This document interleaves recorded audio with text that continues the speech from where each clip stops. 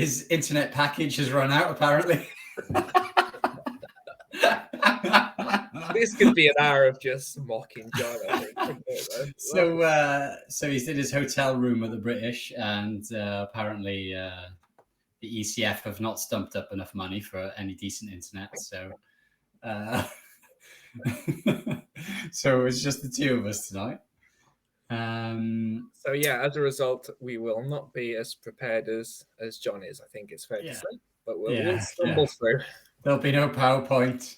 There will be a look at the calendar. Should we dive straight in, Johan? Dive straight in at the calendar. If I can work out how to. Is that on your screen? Yeah, I think it's on there. Well, I'm sharing it, so I can obviously see it. But yeah, so in terms of the calendar, it looks pretty unchanged from exactly the same last time we looked. But yeah, if we scroll down, we might get a surprise because this is historic. I mean, the Glorny, when is it? Oh, that's August, so we'll cover that in the future.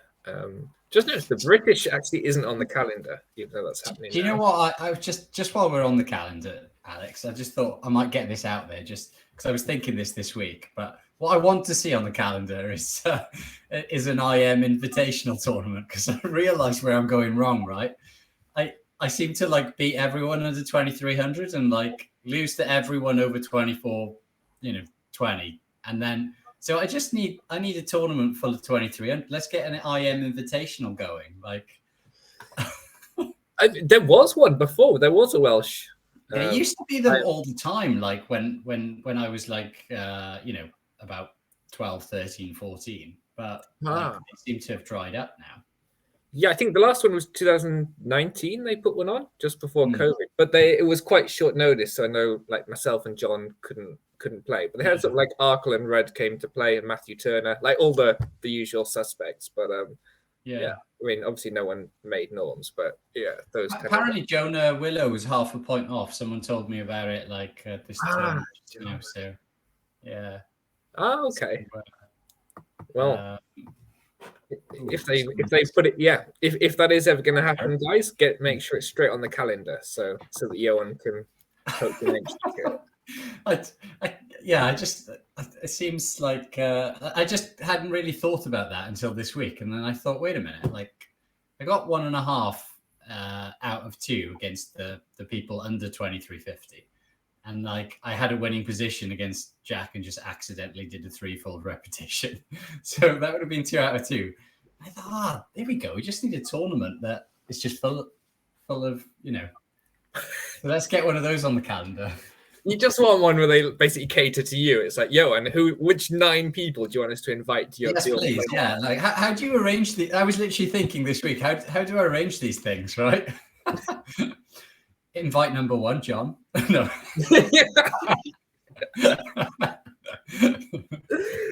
I like it. He's not here, so we've got to Yeah, you got it. Anyway, so that's not on the calendar, but it could be. It could be. So yeah, the next one is still the Newport Congress alongside the Welsh Seniors, early September. There's now also a Facebook page, so anyone on Facebook could go on there and see sort of like the latest news for the tournament. But I think they're updating entries, and for anyone traveling, there's some link to some cheap accommodation as well. Is there? Yeah, I think student accommodation because the students aren't yet back in uni. So I mean, I didn't click the link because it's not really relevant for me, but I think it's useful to know. It looks really good, like the website and stuff. I'd absolutely play in that if my sister was still living like a 30-second walk away from the venue, I think. Yeah. I agree. It looks accommodation less appeal, if you've got to go that far, I suppose. Yeah. Anyway.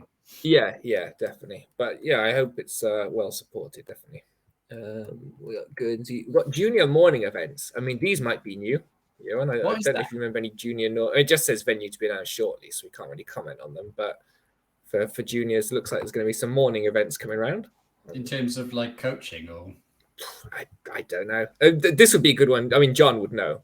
He's the one man who would know the answer to this. So next week we'll definitely pick him on that. But there's a bunch of junior events. Yeah. The quadrangular Welsh Junior. Yeah, so some good The options. Welsh Junior Rapid Play, that's December, just before Christmas. Like, do you know, like, I was just thinking, I didn't know if this is a thing for you as well, but like if I had to pick like one memory of like you playing chess as a kid, it was those Junior Rapid Plays. Like, I don't know, they used to be like a big thing, and I always remember, it was rapid play, right? You don't have much time. I always remember like speeding down like the dual character, dad speeding, obviously, because we were like going to be 25 minutes late for this round. Like, and like nearly every round one would be 25 minutes late, like out of breath. I got 5 minutes to win. Like, or I mean, that sounds like your dad. I mean, I think the only time I played against him, he was that amount of time late as well. So there's a theme going there. But I assume you won a ton of Welsh Junior Rapid Play Championships, Johan, all right? Oh, is he frozen? Yeah, if he's frozen, that's not good. It's just going to be me.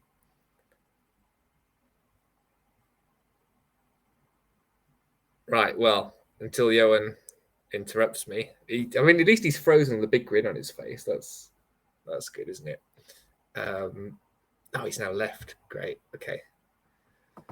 Just me. So there's the calendar pretty much done. We'll dive onto the ratings quickly.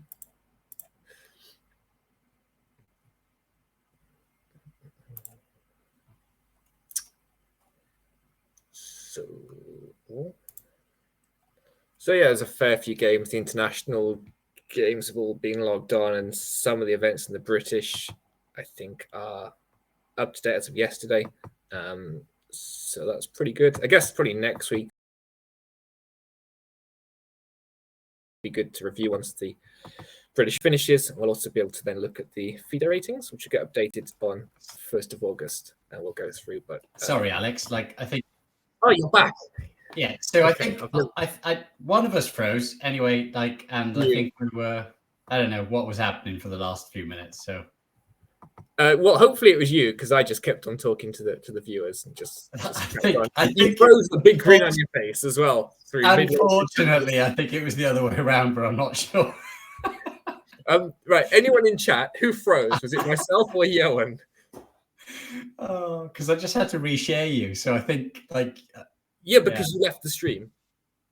Oh, okay, but anyway, technical issues. Right, that's the thing. Do you know what I found with streaming? Right, like, I had a little dabble with it. Is that actually like you kind of don't really know if it's working or not, do you? Like, you know, like, and it's kind of really weird when you when you start streaming, you're talking to like virtually no one, and but like you don't really know if it's really nobody or not. So. Yeah, I guess that's true. And you don't want to just be talking with the fact that like no one can hear you or anything. So, yeah. I was talking about streaming. I was doing it the other day, and I was just played against some viewers, right? And like I thought this guy's like good, and then like really good, and he beat me, right? It's supposed to be some rubbish, like, and then I looked at the game and I thought, wait a minute, like I think he's cheating, right? And he was. Like the next day, his account got deleted, and I was like, that's so weird. Like to ask someone streaming to play you and then be cheating. That is very weird. You should name and shame next time if you. Well, I guess you have to be careful, but I think it was just some random like account like from India or something that like got deleted then. So they probably got a new one by now. It's really weird. Oh, we have good news. So Sam Jukes in the chat said Johan froze. So that's really good. Okay, good, excellent. I mean, it's good for me. It's not so good for you, obviously, but it just feels weird if you've just been speaking to yourself for like 5 minutes, isn't it? Like, I mean, that's true because I covered the rating section, which is the second most. Oh, amazing! I don't. Yeah, okay. I'm still down 3. I need to sort that out. I need to have just one game. Like you say, I'm still down 3, as if not playing is going to make it go up, right? Like that shouldn't be a surprise to you. I played last week. Oh yeah, well, yeah. Do you know when you'll next play? Will it be just next season or? I need to find some. Yeah, I need. You're the man in the know, really, aren't you? You know about all tournaments and stuff. Just Well, we've just done the calendar section, haven't we? Yeah, is there? Yeah. I But need to find something to play in. I mean, I think probably. I mean, for you, living in the Midlands should be pretty good. Yeah, right? should be easier, hopefully. Yeah. I see next month there's like an East Midlands Congress, which I was looking at. Okay. They don't put a list of entries online, which always I never enter a tournament if I don't know who's playing, because you don't want to like, you know, if you go and it's all just like 10-year-old kids and they're all 1200 and whop you, right? But there's potential. Right, okay. If you see anything, yeah, just let me know. I need to find something to play in. Although at the moment I literally just can't play chess at all, like at all. Like it's actually, I mean, I should have just got some games just to show, but it's quite incredible. Like I don't know what's happening. Like I'm just putting pieces on pre left, right, and center. Wow. I mean, it's really weird. I don't actually understand. Like it's like extremely basic now, right? It's not even to a fork or a pin or something like that. I can just pick up a knight and I'll put it on a square next to a piece that can just take it for free. And it wasn't even doing anything on that square anyway. And I'm, well, okay, I just can't play chess. Yeah, see, you'll be losing to those 10-year-olds who are 12 months. They'll take those pieces gleefully. Yeah. But yeah, it's hard stuff. Right, we've done calendar and grades, so I think we'll move on to some stuff from the British Championships. Yeah.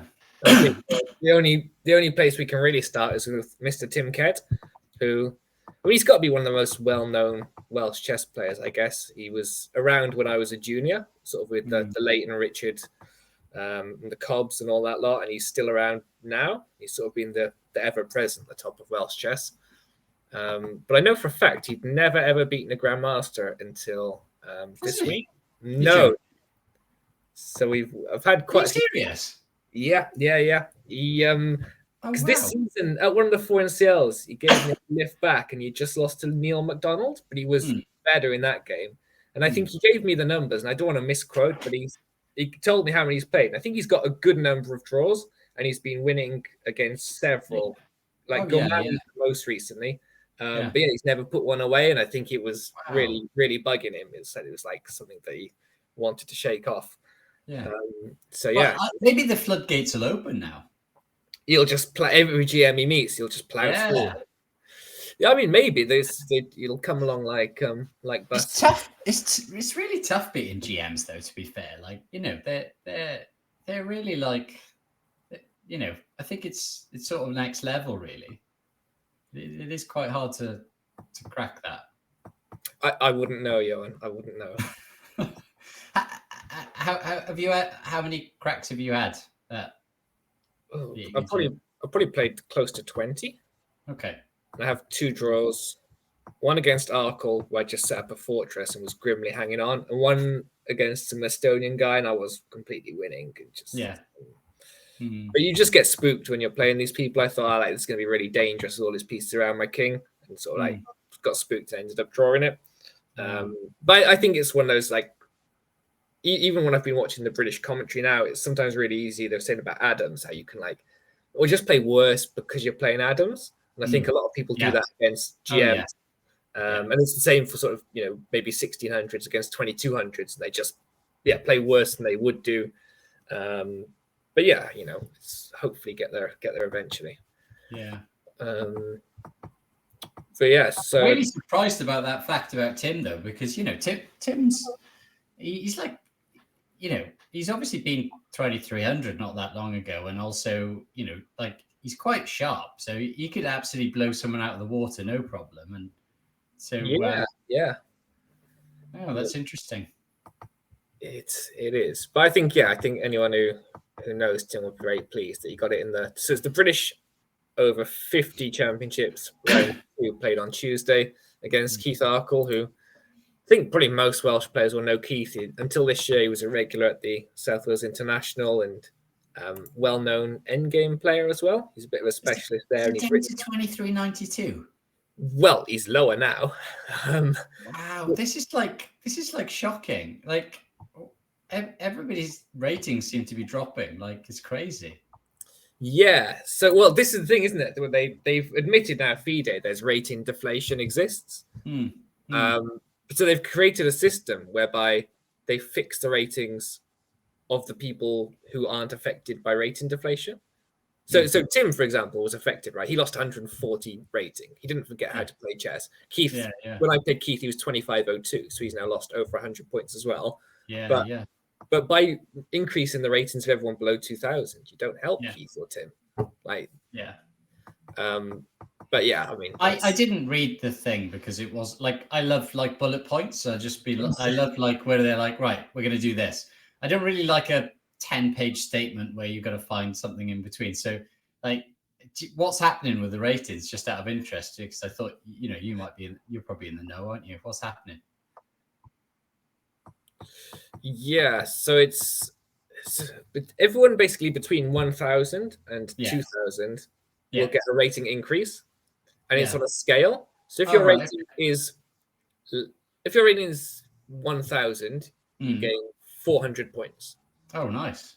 And if your rating is 1999, you gain 1 rating point, and it's on a scale of that. So basically, it's basically 40 points. So like 1900 exactly will gain 40, 1800s will gain 80, 1700s will gain 120. It's like that down to 400. So decent chunk for a lot of people then. Yeah, it's going to make a huge difference. But what they haven't thought about is, I'm sure there are some super talented juniors who are 1600 and play like 2000s, right?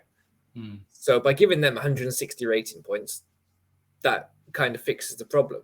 But there's also going to be a lot of old men and women who are decreasing in strength, are going down. So increasing their rating from 1600 to 1760, like what does that achieve? You're just going to inflate someone's rating instead. So it feels kind of. I mean, I guess the idea then is that the points feed into the system, right? So it doesn't really matter day one. It's not like they're fixing it day one. It's like they're putting more points into the system, and then the points eventually distribute to the right people. Well, yeah, I guess, or the lucky people. Because I think if you think I'm no like super mathematician or anything like that, but like essentially like deflation or inflation happens when points leave a system or get put into a system, right? So like deflation would happen if loads of people like retired that were, I don't know, 2800, 2700 and things. So you're taking 2700 points out of a system. So I think like there's only a certain amount of points in a system, and if you take some out, then everybody goes down, and if you put some in, everybody goes up, but over time. Yeah, okay, I don't disagree with that. I mean, I think everyone kind of agrees the rating system's broken. I think maybe this is a solution. I mean, I don't have time to think about it. I imagine there could be a better way of dealing with these things, but yeah, I mean, it's better than doing nothing, certainly. Like, I'm not saying it's going to be necessarily bad, but I think it only benefits certain people. I guess what's happened, like, is that, well, from my uneducated view, like, I think basically FIDE have just been greedy, right? So they just put it makes sense that they put the floor of the ratings down. So when I started playing it was 2000. It was 2200 was the lowest rating you could get not long before that.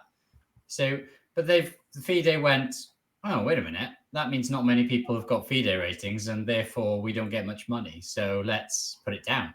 And then, they put it down a bit. They put it down a bit. They put it down a bit. And like now, so everybody's got a FIDE rating. So, but that means that there's loads of people that will start playing, take loads of points, and then not play again. And that takes points out of the system.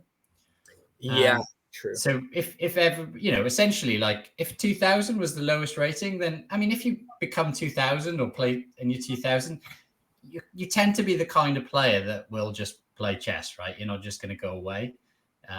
Most people who are 2000, they enjoy it. They stay around and they die playing chess, I guess, right? What a way to go.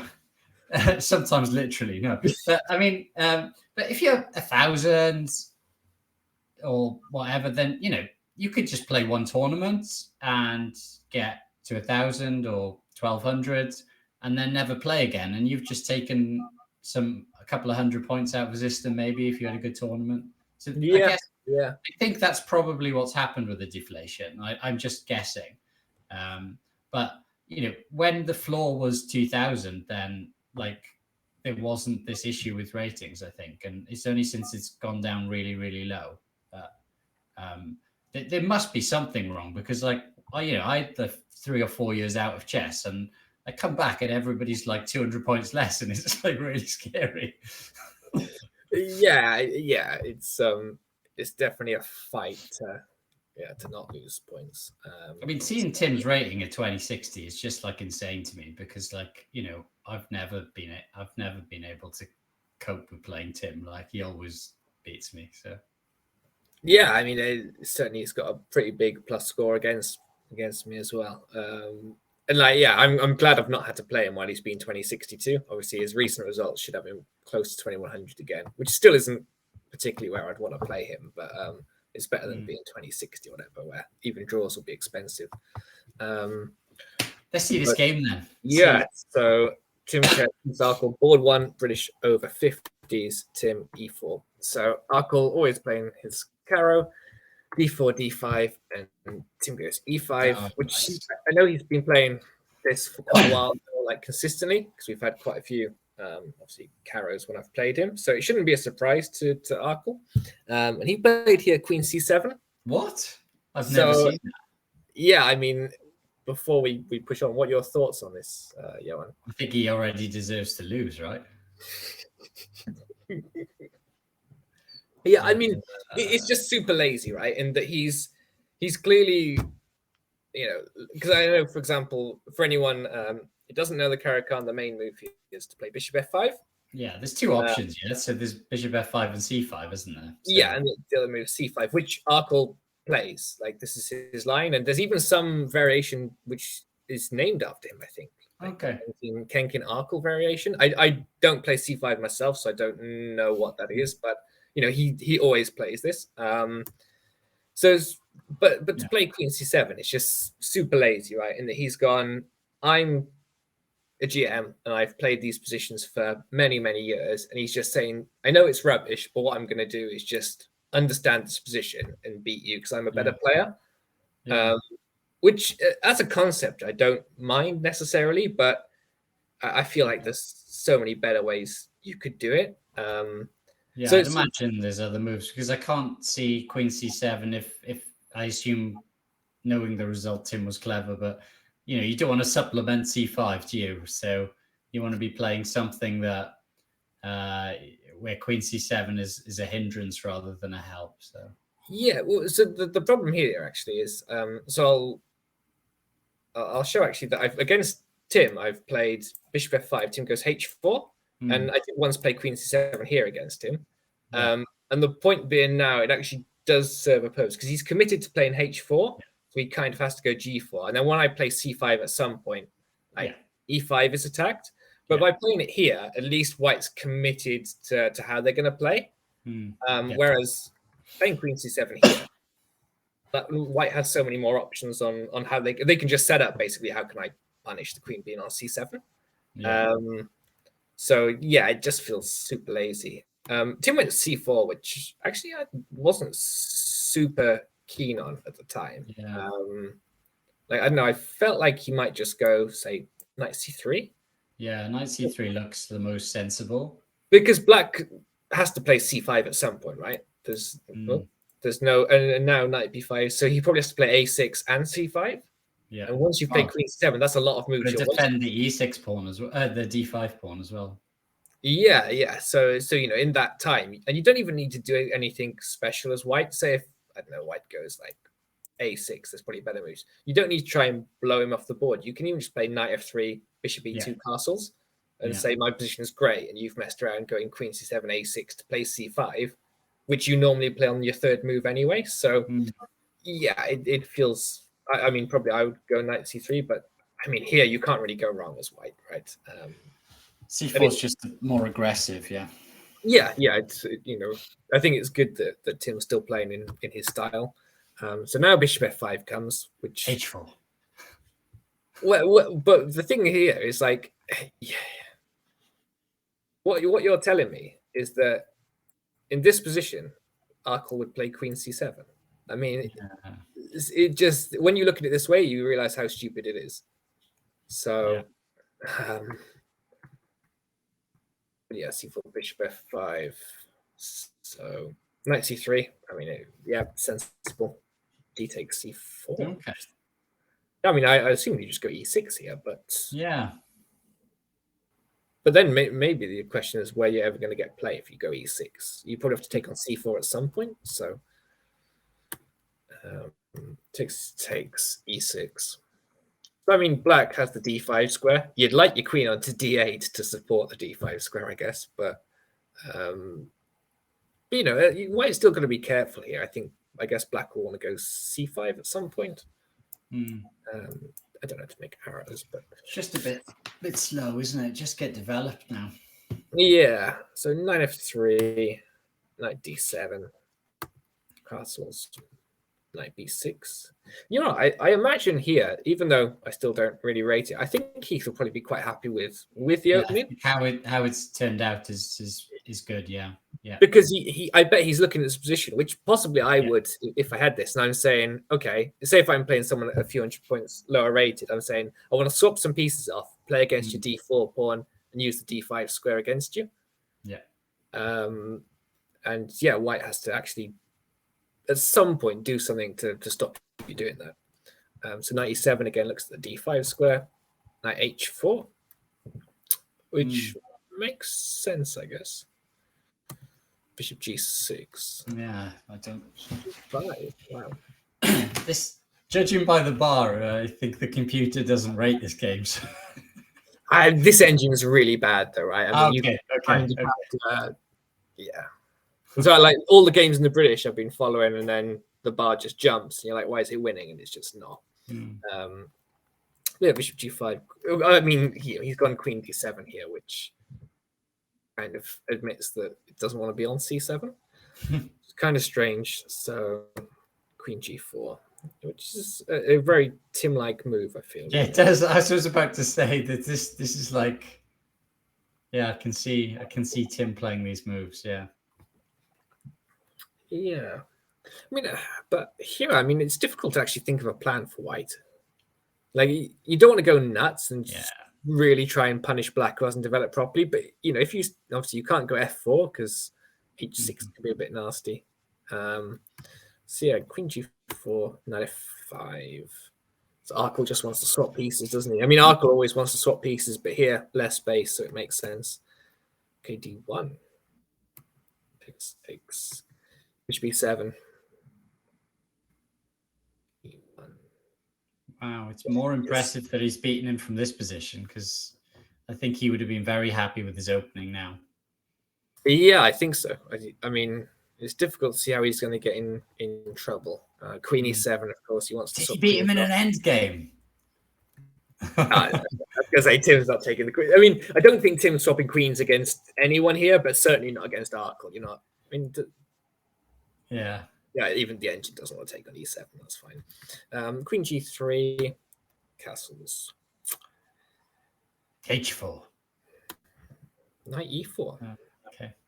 I mean, sensible. It's got the square, I guess. But bishop takes e4. Okay. Rook takes e4. Rook fd8.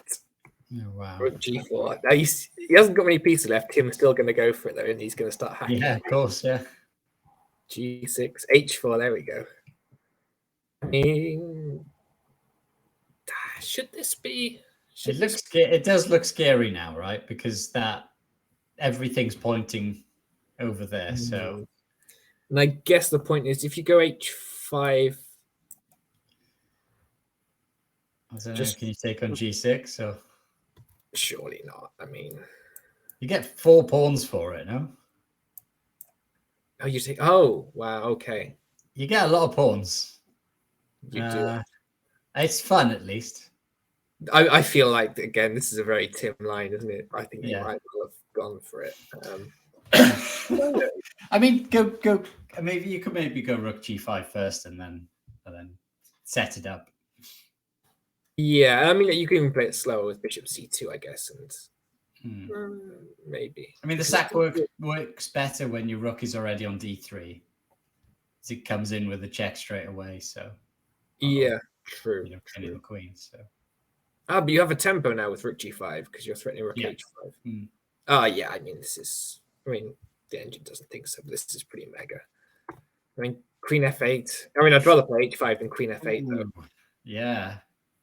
I wouldn't want to be leaving h5 happen. It just plays itself. Yeah. I mean, what's he doing?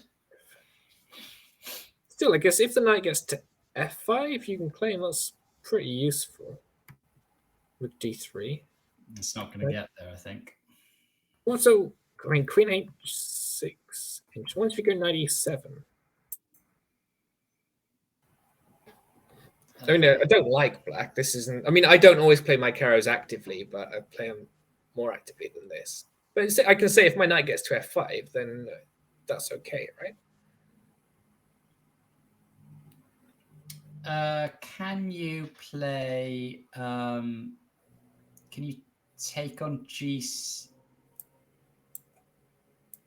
With that, sorry, play rook f3 first. Sorry, rook f3. Oh, Bar doesn't like it now. I'm just thinking of if knight f5, then my queen's on pre. Sorry, that's the problem. It is, yes. Taking on g6 and then sacking on f5. Yeah.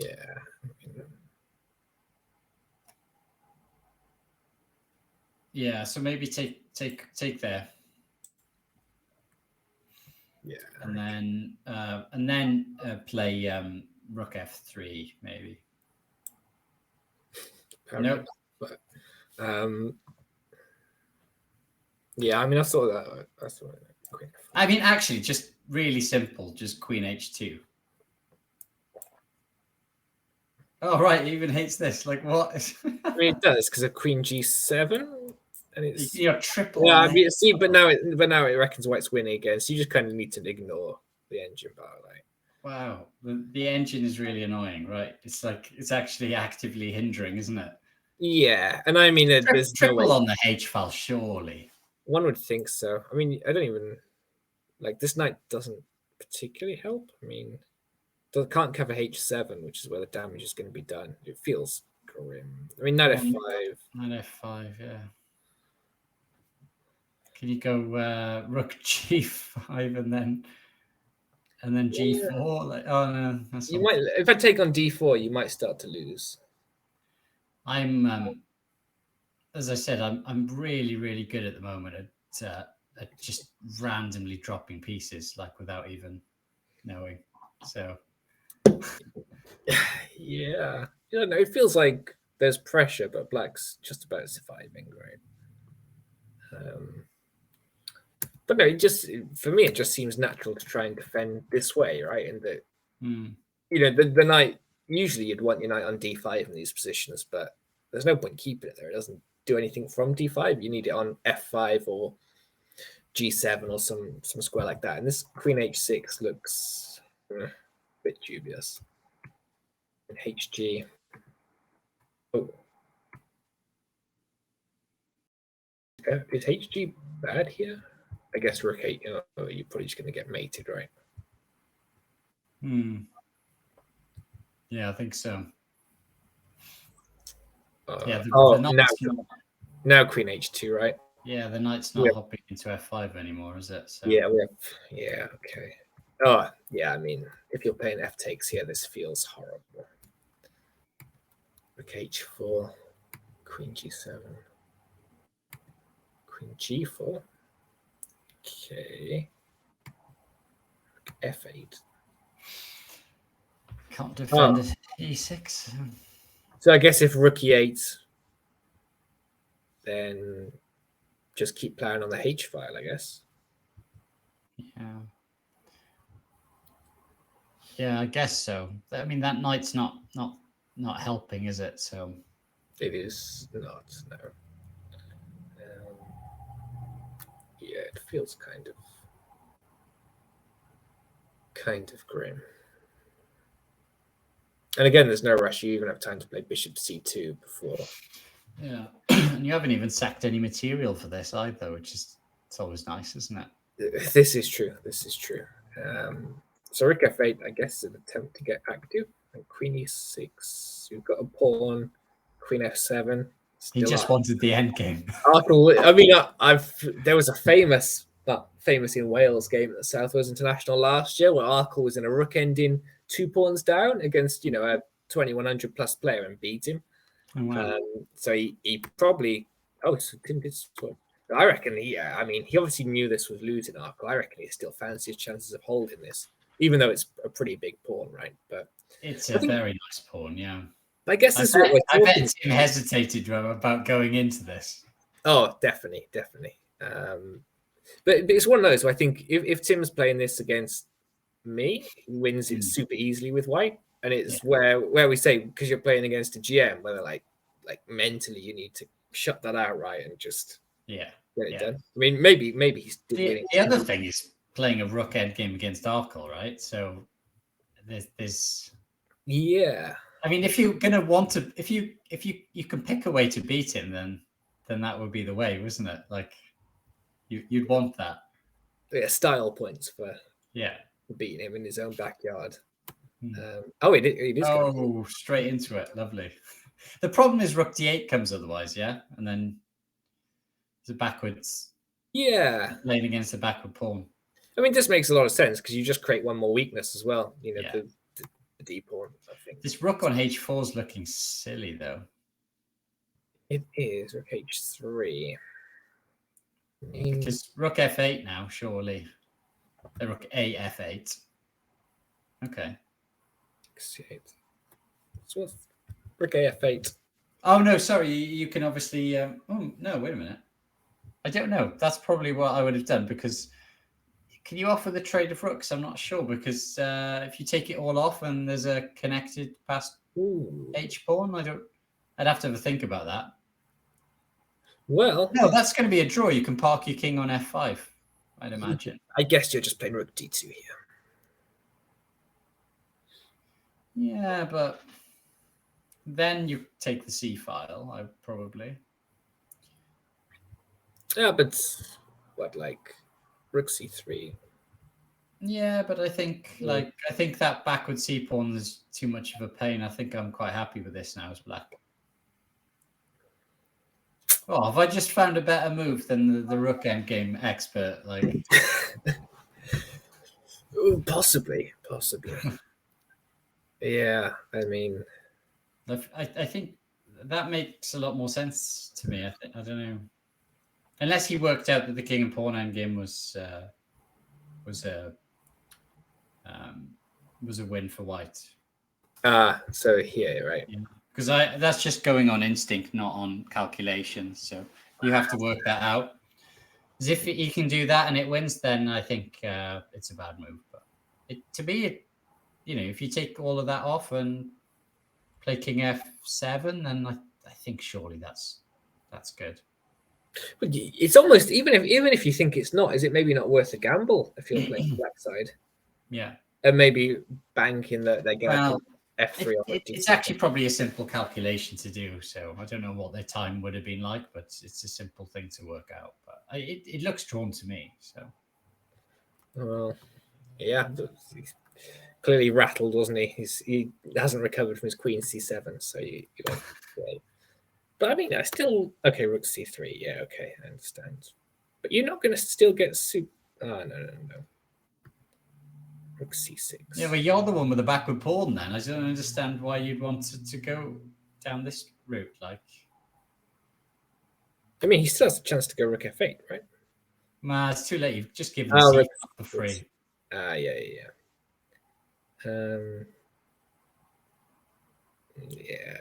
Well, yeah, it's difficult now.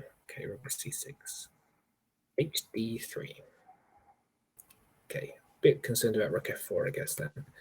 g5. So he wants to get his outside pass pawn, doesn't he? Rook c6, bc6, f3. Okay. h5 or a5. A5 feels really weird. Yeah, it doesn't seem right now. Should you not be going h5 here? I guess you just need to stop White's king getting active. I say just. I mean, it's clearly losing, but I just think that the way he chose to swap the rooks off didn't make any sense to me. Like, it's really odd because you've got that, you've actually given yourself a worse pawn structure, and you can never challenge for that b file because White just goes rook b3 and that connected pass pawn wins. So yeah. But you could have challenged for the c file, not the b file. Yeah, it does feel a bit strange. F2, a4. Yeah, it's just desperation, that a pawn, isn't it? b7, b3, e6.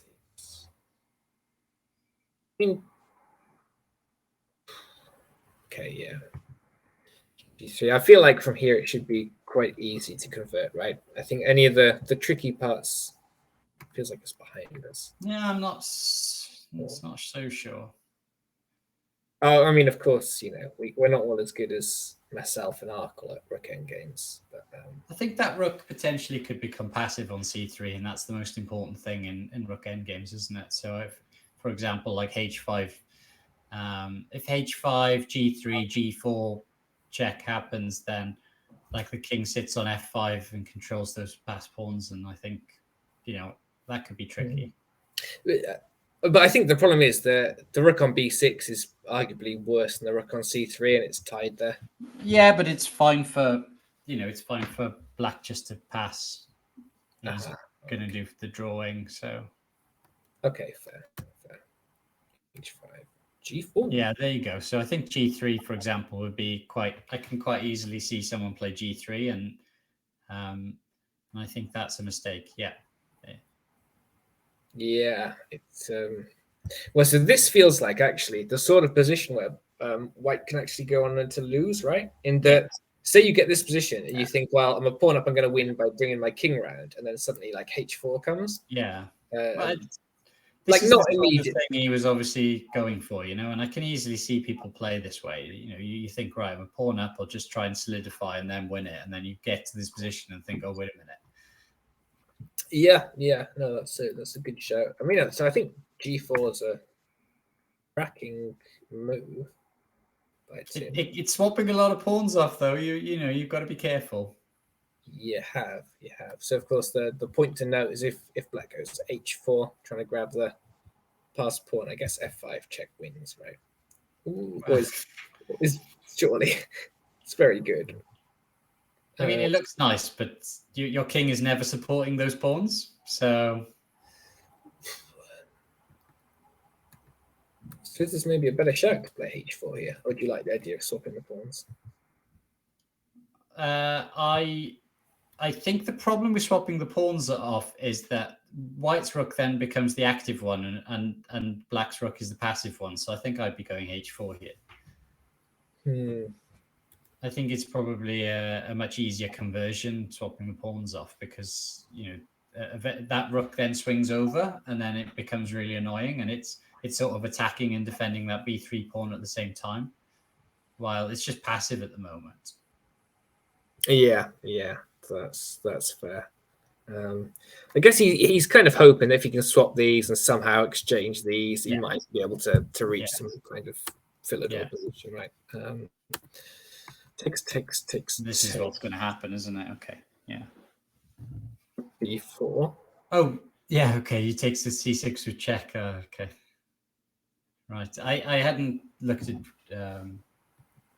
rook b4, but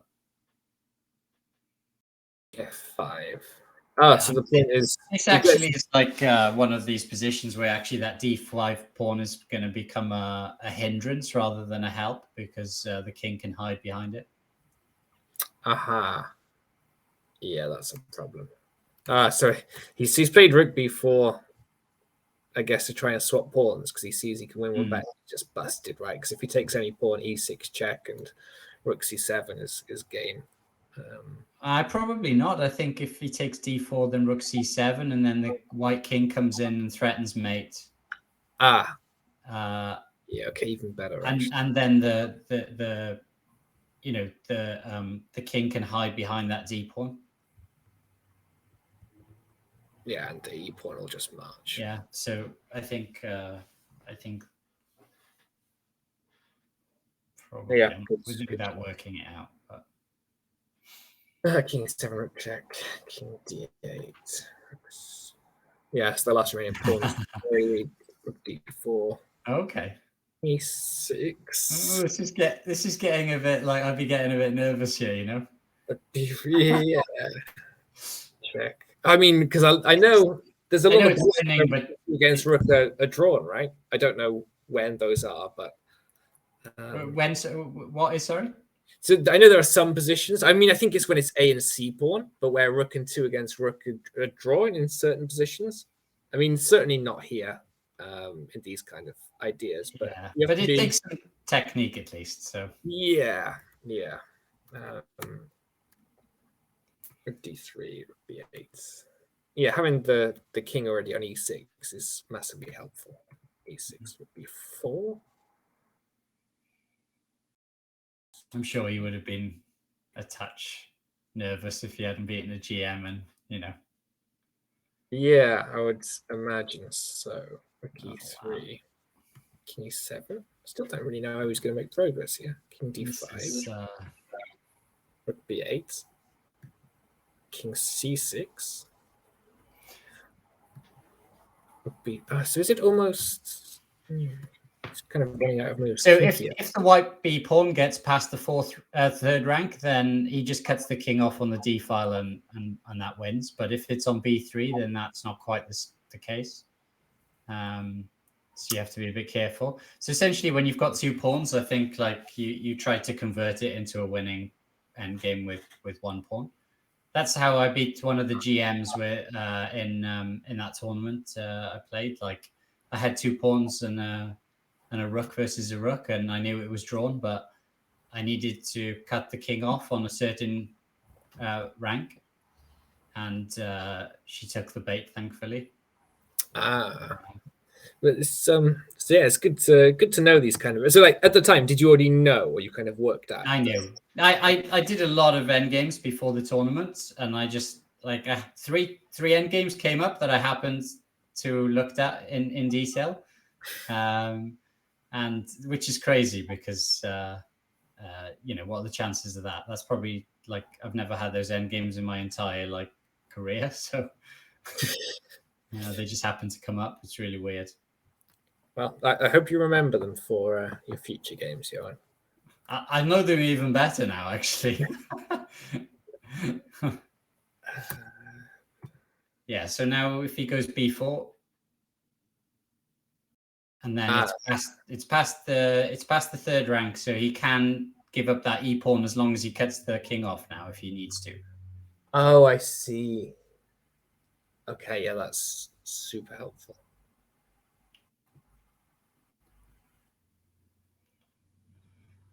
He probably doesn't need to, but at least that's something in the bag that you know. Yeah, I mean, black resigned here. Okay. I'd have kept going for a bit, surely. If I he played all of that. I would too. I mean, he probably was a bit cheesed off because I know he had a shocking tournament before this one, but still, like, you're supposed to be the rook and pawn endgame maestro. Yeah.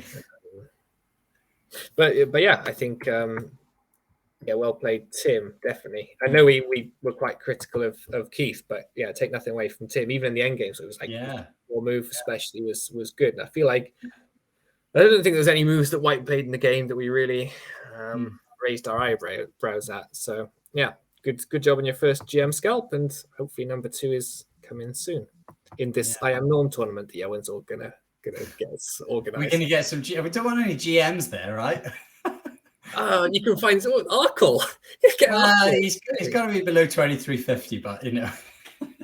Yeah, but you can just see hoover off all the pieces and beat him. Wait a minute. I also don't want Tim there. Come on. He beats me every time. He's if I had to come up with a list of names of people that I don't want at a tournament, then I'm not playing Tim. You can picture it already. Like you need a draw with Tim in the last round to get an IM norm when he comes and whops you. To be honest, I think that he had just this enormous plus score against me, but I think it's probably a little closer now. He just beat me every time when I was a kid. Yeah, he's a dangerous one, Tim. I don't think there's many people who have plus scores against him. I'd be interested to know.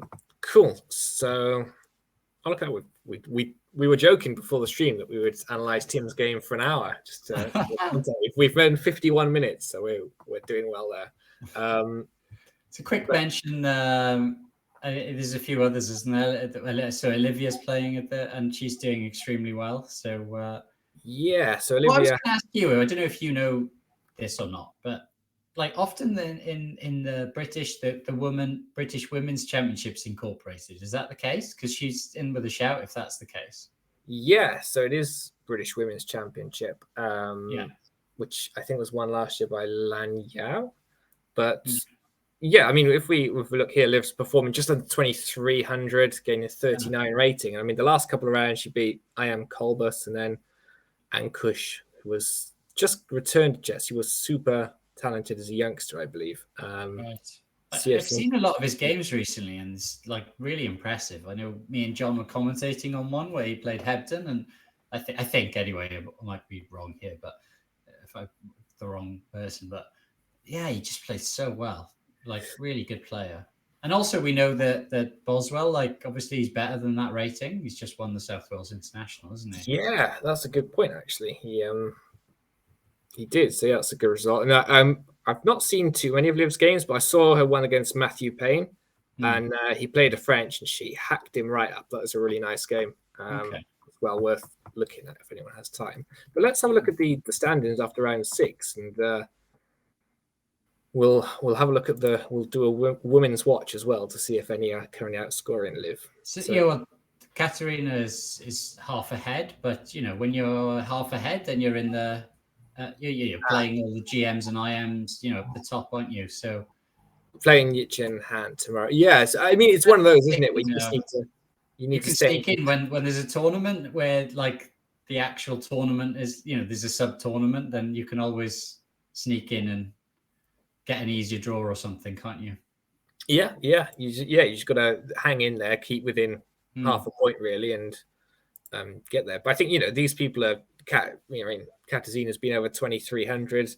The other women players, obviously, Trisha's 2,344, half a point behind Liv. Lan Yao, defending champion, on the same score. These are people who outrate her by 200 points, and she's not out of place in their company. So yeah, fingers crossed for the. There's quite a strong competition for the British women's then, really, looking at that. There is. I remember I've only played the British proper once, and I think when I played it, there was maybe 1 or 2 women in the tournament, and I think they were sort of 2,000 rating. So it's good that it's pretty strong now. And I think what I noticed, so Liv tomorrow is playing against Borna Derekshani, who famously at the South Wales International last year didn't turn up against Liv. Because his rating was 2390 something. Yeah. And he was getting close to 2,400 crossing for the first time. And Liv was having a great tournament. They were due to play on board 2 or something. Yeah. And because he decided it wasn't worth risking his rating by playing her. So he just didn't turn up for the game and left the tournament. So yeah, we'll be interested to see if he's still scared of her come tomorrow. Didn't. Oh yeah, I'm gonna have to watch that. That's like got extra like spice to it, isn't it? Then. Yeah, I mean, I don't think Liv. Because obviously she's got a psychological edge there, right? Because if what's happened previously, and so I think that's got to be playing on his mind, not hers. So yeah, and she's probably lower rated now than she was then, so it's even more scary for him. Oh, I'd love that. I'm not sure if he ever cost 2,400 because he's now 2,341. But yeah, he's shed. He was supposed to be playing at that tournament. Like it seems like he's that's not like uncommon thing to happen apparently. So Yeah, I mean, there are certain people in the chess world, they're just unreliable, aren't they? They sort of like my pet hate are people who don't turn up for games. Like, if you don't want to play, withdraw. I'm totally fine with people withdrawing. When they just don't turn up, I think I'd ban them from playing future events personally, but that's just me. So yeah, that's the Welsh, the British Championship itself. In the Major Open, we have just one player, I think, Ethan Rathbone Jones. how's he doing? He started very well. He won his first 3 games. So he beat Michael Doherty 21-10, which is at 19-25. It's a good result. He's lost his last 2 now, a couple of blacks. But yeah, still 3.5 out of 6 is, if he finishes strongly, he could qualify for the championship next year, which I guess is the goal of playing in the Major Open. But yeah, still gaining some rating. How do you qualify for it then? I don't know. It's not something you can just play in, is it? You can, but for normal people, no. Because I think FMs can do. It's that special title. What about CMs? Not CMs. What about AGMs? AGMs definitely welcome. I think if you really want to qualify, it's quite easy to do so, because there are a lot of tournaments that British Championship qualifiers that are not super strong. Okay. But I think 2014 is the only time I played it. When I qualified after I played Major Open, because it was less intense. We've covered the seniors. Are there any junior players? Nope. Under 14. Emma Kong is playing and is on 2.5 out of 4. So I guess in all these sections as well, she's competing to be British girls under 14 champion. I mean, I struggle sometimes with the names, but it doesn't look like any of these on the 3.5 club are Florence. Does it say? Does not say. Maybe Florence. I don't know names, but certainly on 2.5 anyway. Emma's in contention at the moment, so I'd say Navia it probably is as well. I reckon. I think so. Maybe Sathya. I struggle, but yeah. Anything but I think with an A. Very helpful, Johan. It's a bit easier in like Italy and stuff, isn't it? So A is like girl. True. Always a boy. But yeah, we'll have to see if Emma can have a British title. On 12, we've got Arush Ajay Murthy, who I think is a guy, so we don't need to go looking for women players. Couple of draws there that hopefully can finish strongly. And 10. Did you ever play it as a junior? Because you're a bit of a late bloomer, really, weren't you? So I guess no, yeah, way too late. I mean, I didn't play a tournament until I was 14, so these only go up to under 16 anyway. So I don't think at 16 I was particularly good anyway. I mean, I'd play maybe the local stuff, but nothing more than that. Yeah, you're about 1600, I suppose, weren't you? Probably, yeah. But I guess it's one of those when you're played in the British once, right? And I was top seed by a lot, and I didn't win. Oh wow! It was I just basically I won 2 games and I drew the rest. I just couldn't win. It was really weird. It was just constant draws. Really weird. That from the person who hates draws, even though you apply, that's especially weird. Yeah. I mean, I suppose the whole draw thing hadn't happened yet. It was about to, I think. But yeah, it was 200 points higher than the next person. But yeah. It can be tough. I think it's being top seed, especially. You can, sometimes people raise their game for you, or they're happy to draw with you, that kind of thing. So, but I think there were some decent players in there that they are good now. The Egglestons were playing, I remember, and both of them, and also it's they were both working as a team then, Yeah, but no, I've not played in the British either, so Yeah. Maybe one day, Owen. I guess our hour's up then, Alex. We covered. We did what said we were going to do. We just covered Tim's game. we did. We had loads of other stuff. Like I was going to ask you about, what your thoughts on Hikaru's. Hikaru got married today. He's big news, isn't he, in chess and stuff? But well, quickly before we leave, I'll say I'm disappointed because in a rapid play once I played against Nakamura's girlfriend at the time, and he was watching the game, and I beat her. And she was a decent player, and I was well pleased with myself. So I was hoping it was still her, but he obviously ditched her and got some other girl I've never heard of. Upgraded to a GM, yes. I don't really know who this one is, but I'll have to do some research ahead of next week's stream. And just to give you a heads up, John's going to be asking you for a lot of Welsh words. So okay, yeah, that's true. I don't care, but John won't let you off. So. I love that comment. The comment in the chat. He said he's probably dumped her as soon as you beat her. I totally do that. Oh, Alex is beating you. You're not good enough for me. Yeah, I know. That's well played. But that's actually a really nice comment. I like that. See how well everyone gets on when John's not here. Yeah, it's a lot more, Yeah, I'm going to watch this back now and see how much. We actually did some chess as well for a change, didn't we? I think people would have learned from that. I mean, I learned some stuff from it. So with the rook end game. But that thing was like letting the e pawn go to cut the king off. That's like constructive stuff. Should be charging for that stuff, I'm on rook end games now. Honestly, that's basically like one of the only things that went well for me. That's onwards. It's a good thing to master. It's going to be the new Keith Arkle now that he's dropping. I'm all over rook end games. The new Keith Arkle. Yeah, we'll leave that for next week. So Anyway, thanks everyone for watching, and we'll see you next week with John back probably. Hopefully. Thank you all. Bye.